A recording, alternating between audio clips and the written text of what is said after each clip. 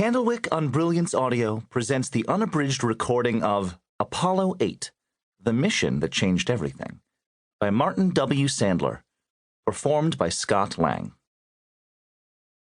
December 21st, 1968, launch day for Apollo 8.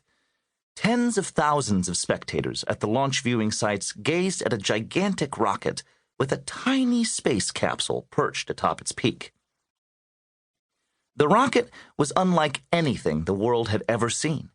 Standing 363 feet tall, about the height of a 36-story building, and weighing 6.2 million pounds, the Saturn V was truly amazing.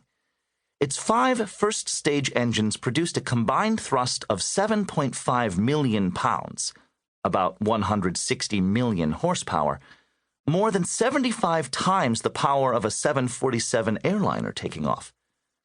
The rocket was so powerful that in the first second of its firing, it burned nearly 40,000 pounds of fuel.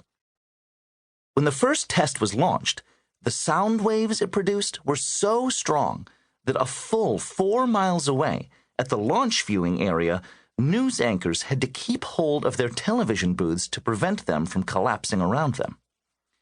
Everything about the Saturn V was bigger, stated NASA's Director of Launch Operations, Rocco Petrone. If you had to pick up a valve, you couldn't pick it up by hand. You had to get a forklift truck. Most amazing of all was the building in which the rocket was assembled. It was, of necessity, such a mammoth structure, 716 feet long, 518 feet wide, and 526 feet tall, that it actually had its own climate. Unless all the fans in the building were circulating the air inside, clouds, created by the enormous amount of warm, moist air trapped at the top of the structure, would form, and it would rain. Apollo 8's original mission was to test equipment, including a capsule called a lunar lander, which would allow astronauts on a later flight to land on the moon.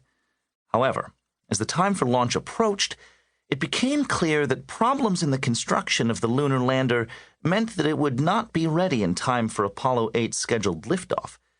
Disappointed NASA officials decided that preparations for a launch had gone too far to cancel the flight. Apollo 8 would be sent off with the primary goal of testing how Saturn V handled the launch of a crewed space capsule. Then, something totally unexpected happened.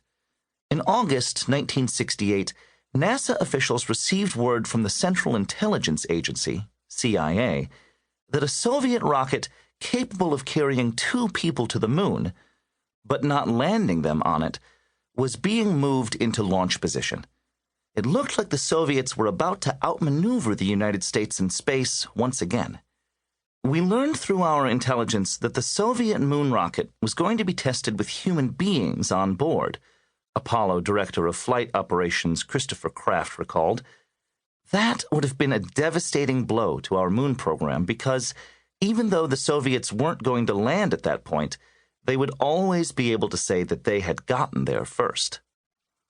George Low, manager of the Apollo spacecraft program, was determined to turn things around.